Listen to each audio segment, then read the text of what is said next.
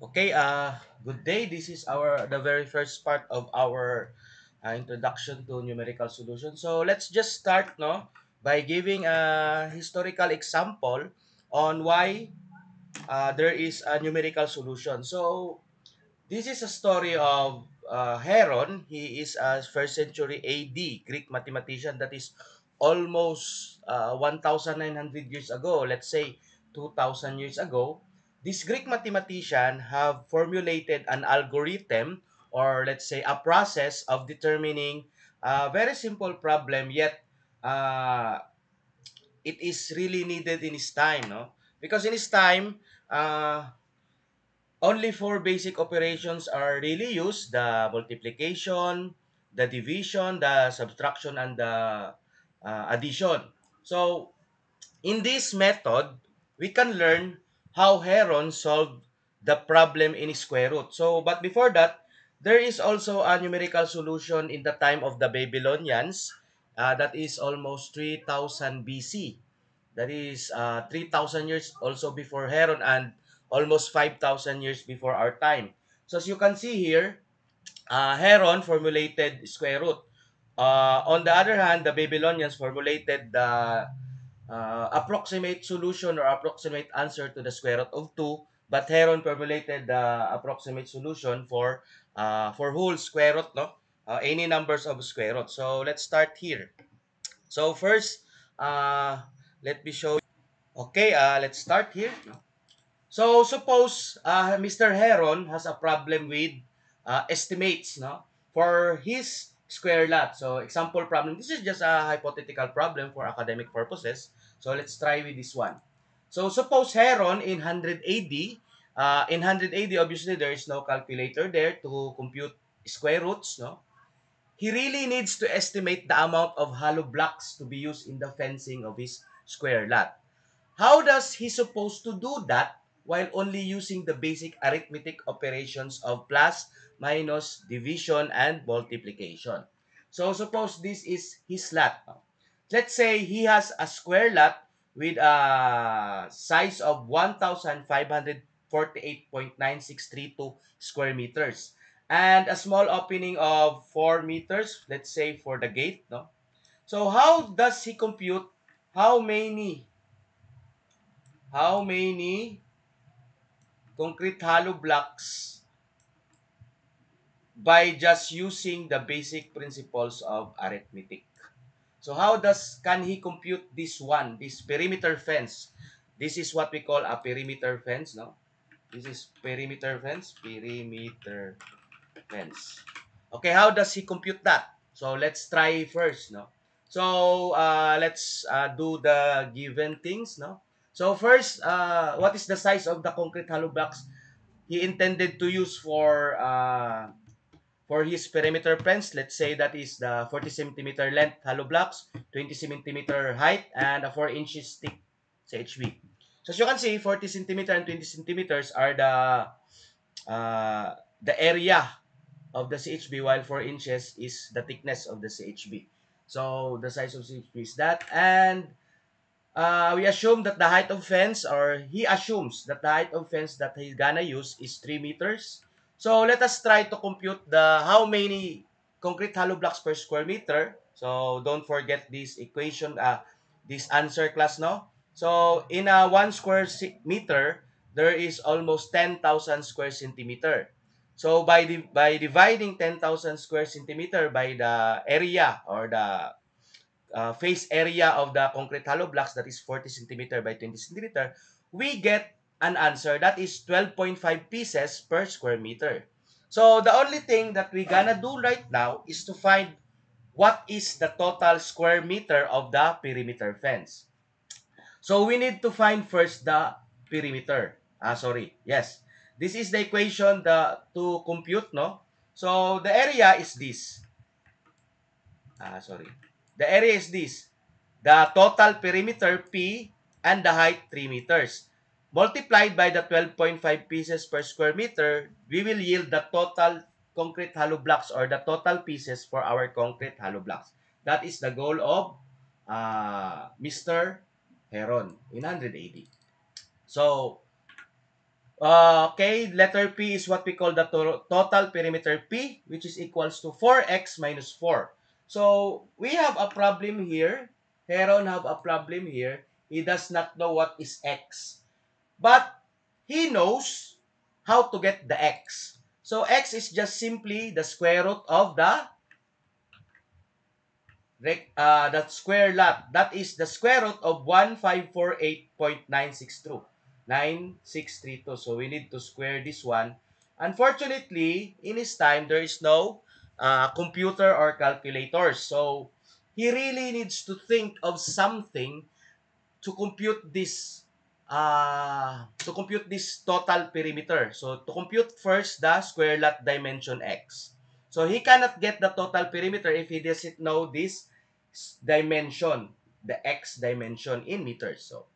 So Heron only knows the basic arithmetic, that is positive, plus, minus, divide, and multiplication. He only knows that.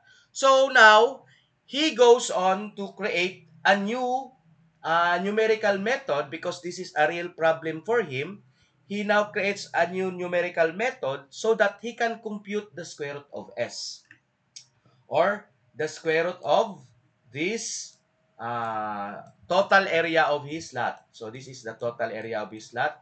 So you need to compute this one. So first, let us be Heron and let's try Heron. No? This is what we call Heron's method.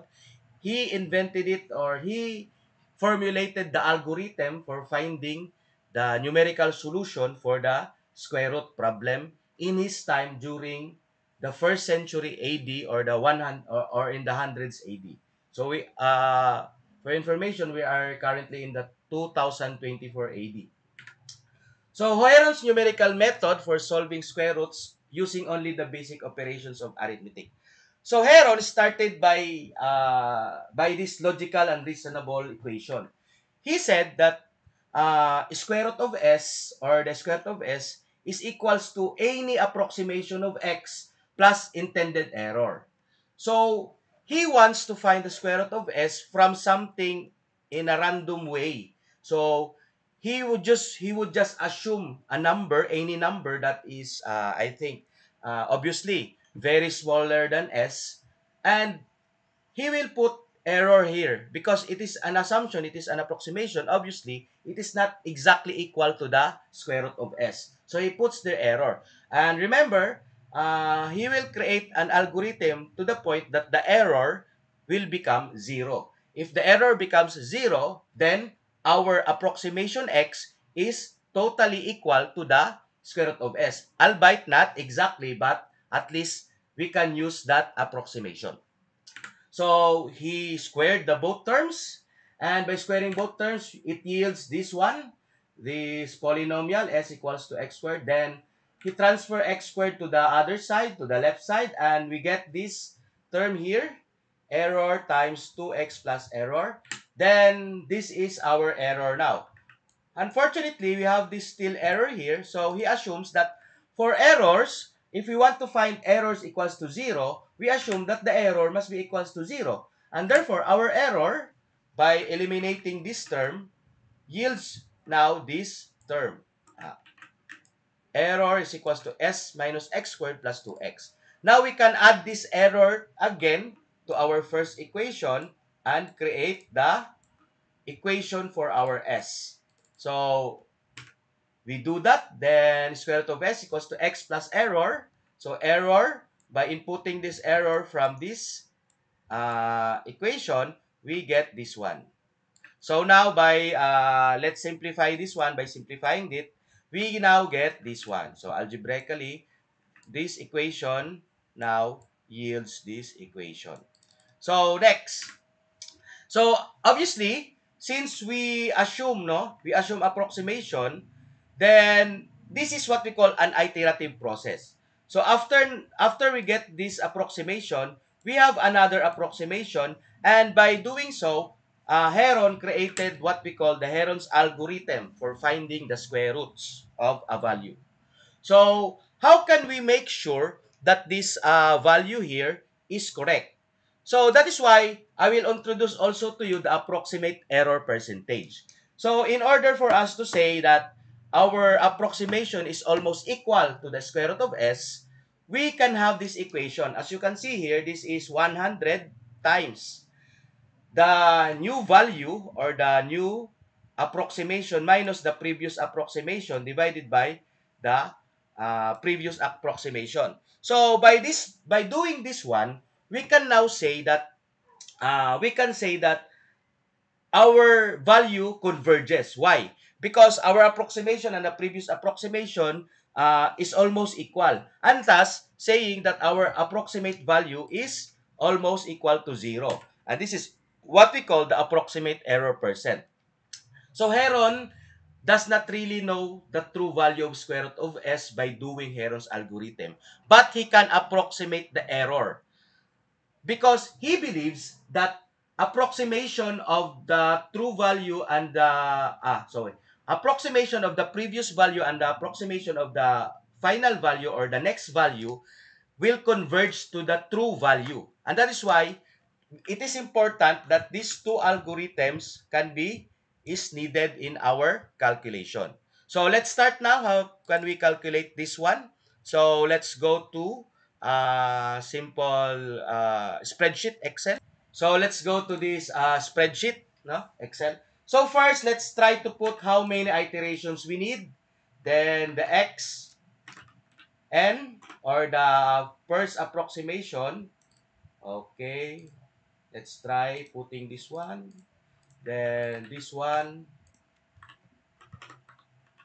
Then finally the error. So we only need four columns in this problem. Then we can start doing things. So first, the how many approximation we need. So later na lang yan. Okay. So now, we try doing this. So let's try S. So S is equals to, how many is that? That is 1,000. So that is 1,548.9632. This is the square meter. This is the area of his square lot. So first, what shall we gonna do? So let's so we got this equation now and we shall implement it this one. So we assume any numbers, no? So first, let's try doing these things. So that is 0.5 or 1/2 times our initial value or our approximate value plus our the lot area or the number we need to find its square root divided by the number here. So let's lock this one by pressing F4. Pressing F4 and by entering. So we have no answer yet because there is no number here. So next, our error, that is 100 times the absolute values of the new or the next approximate value minus the previous approximate value divided by the approximate value is equals to yan. So our goal is that this column, this error, needs to become 0. So our first iteration, let's try here. No. We assume that the square root of 1,548, let's start with 1,000 because let's start with smaller with values smaller than 1,548, or you can also start in any numbers, no? So I assume that the square root of 1,048.963.9632 is 1,000. So I'm just Heron thinking that 1,000 is this one. But if you are if you think reasonable and logically, it is way more lesser than 1,000.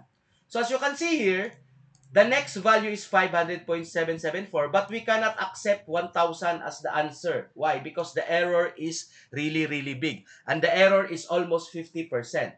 So, our next step, iterative process number 2, we need to use the new xn plus 1 as our new approximation. And we will try to see if our approximation is acceptable. If our error becomes 0. So as you can see here, our approximation 500 has an error of about still 49%. That is a lot. So by by doing this process until, let's say, 10th iteration or 10th repetition, and we can try this by doing these things. So let's try. We now can see that our value, so as you can see here at the 10th part or even at the ninth part, the answer converges to something like 39.3569.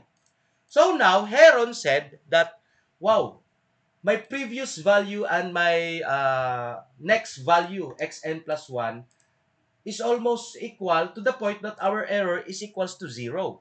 So he said that the square root of 1548.9632 is equal to 39.3569. So he's now confident that the dimension or the square lot dimension of his so that the square lot dimension of his lot is almost 39 point something. And now he could accept that. Why? Now he can accept his own approximation of 39.3569 as his value. Now for purposes of for these things, he will try using 39.36 meters. So finally his answer is 39.36 meters. So we can check it here in our Excel. So what is S? Is equals to square root of 1548. So as you can see, it is equal. So by using Heron's formula in his time, by doing just, no. So what is this process? So he is only using the arithmetic process of addition, division, and multiplication and subtraction. So he got the answer by doing just the simple arithmetic procedures. He got the square root of 1548.9632 for his problem in finding the amount of concrete hollow blocks. Now, we can now compute what is the total numbers of concrete hollow blocks he needs to order in a hardware so that he can create his own perimeter fence in his new square lot. Congratulations, Heron. So now let's go to the computation of his uh, of the amount of concrete. So now let's go here, no? So we have now determined the total perimeter of total. We can now determine the total perimeter because we have found the dimension of the square lot.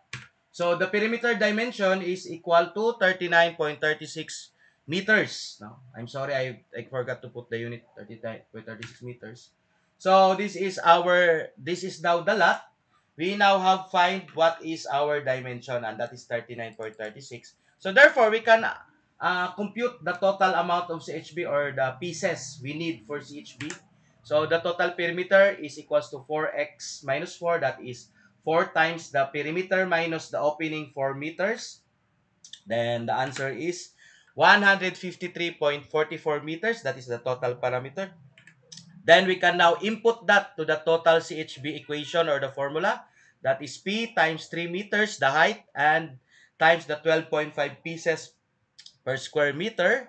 And therefore, our total CHB is equals to 5,754 pieces. So, Heron can stop at this one, but if he is an engineer, he should consider the breakage. So, he needs to at least add an additional 5% to the number of his computed CHB. And by doing so, we need to multiply that by the factor 1.05. 0.05 means a 5% breakage value. So the total CHB would now become 6,401.7 or 6,000 sorry or 6,402 pieces. So uh this is our values of CHB. So finally, this is our answer. And Heron can now sleep in his bed because he has solved his problems only using the basic arithmetic of addition, subtraction, multiplication, and division. And this is an example of a history of a numerical solution that was implemented maybe by Heron on 100 AD or in the first century AD. So this is very important in our curriculum or in our program because there are a lots of civil engineering problems that cannot be solved analytically and can only be solved by an iterative process, and by ensuring that the error in iterative process becomes zero, we are now confident that our answer is approximate or is really close, or in these terms precise and accurate to the true value. So class, our next videos will what we call that will focus on how the numbers is being read by the computer. So computers nowadays are what we need to solve numerical methods or numerical solutions to civil engineering problems. So as you can see, this is just a very example problem, but we will never gonna use this one because we have a calculator now that can solve square roots, no? So as you can see, there is a lot of an example of many numerical problems in civil engineers that computers are really needed. That is why the next topic will focus on how numbers read. I will introduce you what is bits, what is binary, what is decimal to binary, and finally the floating point precision, because that is how computers read. So in the next video, I will share to you this true problem in numerical solution that takes a lot of iteration process. You see, 1560. This is a real problem in what we call the earthquake. So this is this the solution to this is finding the maximum displacement or the peak response given a very unusual or a very mixed signal of accelerogram. This is an output of the earthquake, no? So that is our next topic here, no?